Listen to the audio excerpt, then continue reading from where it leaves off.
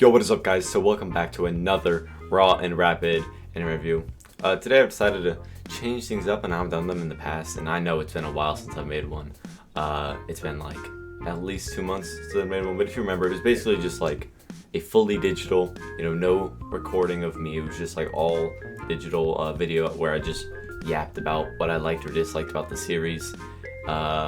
It's basically gonna be the same thing, but it's not gonna be like harsh editing. It's just gonna be me sitting here, like whatever, talking about it. So I'm gonna be talking about the same things, but I'm not gonna like be all digital and stuff. It's gonna be just recording. If you guys know Moist Critical Penguin Zero on YouTube, how he does his like show reviews, his moist meters, he just sits there and records.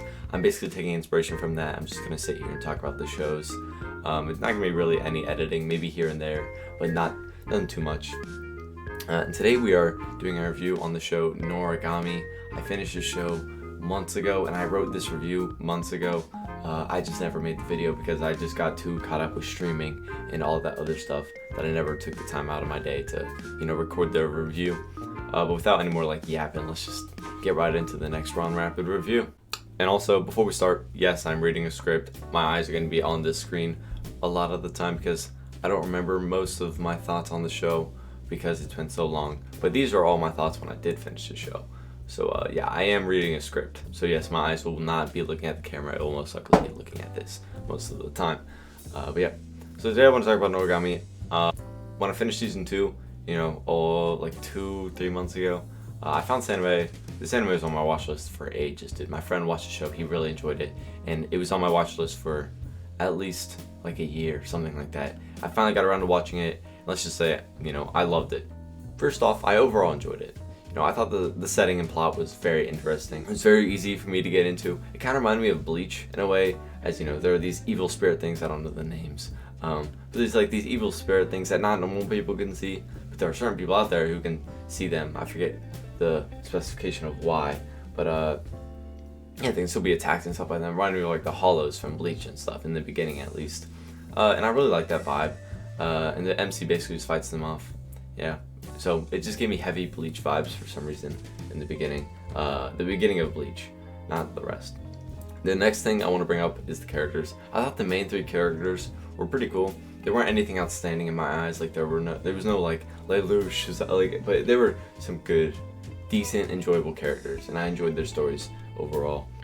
My favorite character out of all the characters in the show was probably Yato. I thought Yato was a very cool character. I liked his backstory and like how things were revealed later on in the story with his past and basically how he became the person he is. The one problem I have with the characters is the villains. I think they could have been a bit better, especially in the first season.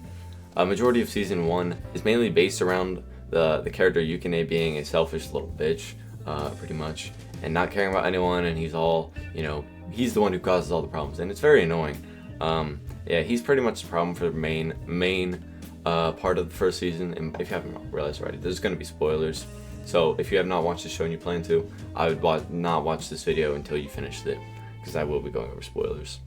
It's just basically Yukine finding himself as a person, finding out like who he wants to really be.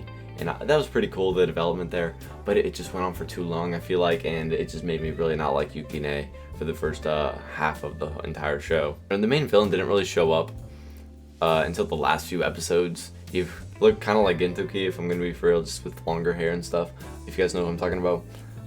Yeah, he didn't really show up till like the last few episodes, and he kind of just appeared out of nowhere, which I didn't really mind. It was cool, but I wish it would have been way better if they like hinted at him in the beginning. Maybe they did and I just didn't realize, but if they like hinted at him in the beginning, or hinted at, a bigger villain present other than that girl, I think that would have been so much cooler. It would have been made more sense when he showed up, and it wouldn't just have been some random, god that Yato has to fight.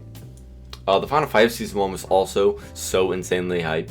I think it was really well done. It was really, really cool seeing those two battle in the rain with that dope ass music playing, dude. The songs in this show, the OSTs are amazing. Yeah, that fight was really cool.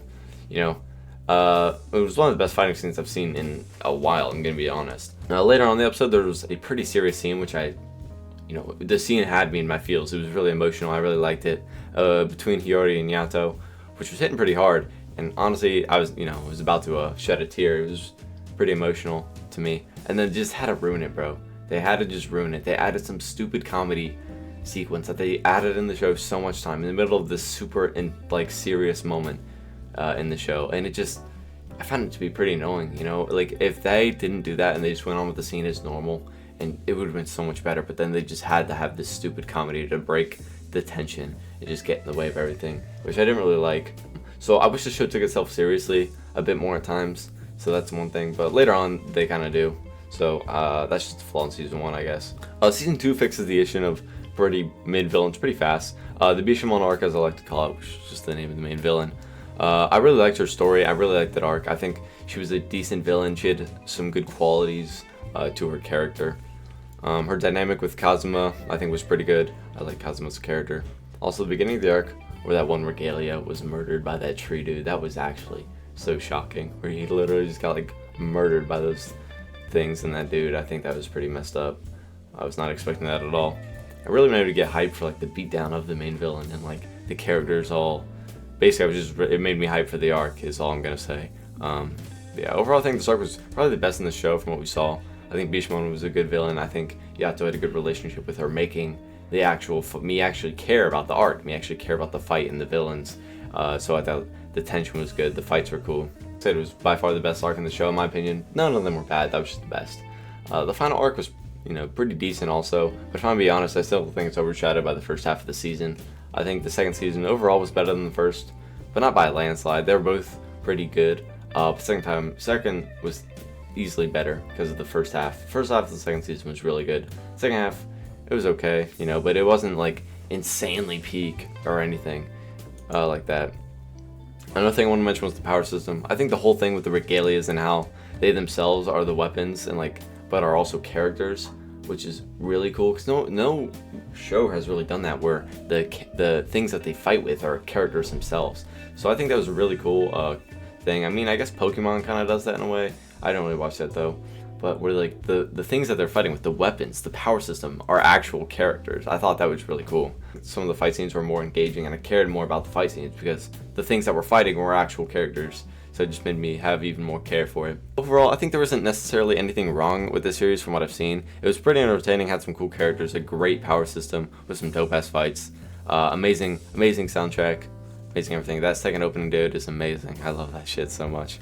And I know most likely it won't get another season, but I'm really hoping it does because I'm really interested to see where it goes, especially with that cliffhanger. I might read the manga one day. I'm not a big manga guy, even though I have a huge manga collection. I'm not a big manga guy. I don't really enjoy reading it that much. So I hope it does get a new anime. If it doesn't, maybe I'll read the manga eventually at some point. But it's not like I'm dying to get more out of the series, you know. I'm not like aching for more Noragami. But if it did happen, I would be pretty happy. I'm going to give Noragami a solid 8.4 out of 10. And I definitely recommend it to you if you haven't seen it already.